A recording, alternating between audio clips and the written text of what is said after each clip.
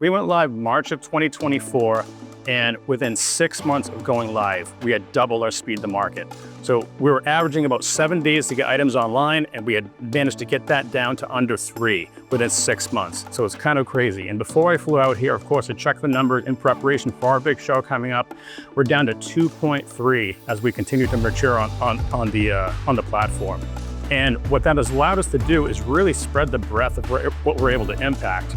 So when it comes down to what we're able to do before Inriver, we're lucky if we can impact 15% of our online catalog. We have over 100,000 products. We're getting the 15% of those. We're really putting the effort into really enriching those, creating those better product experiences.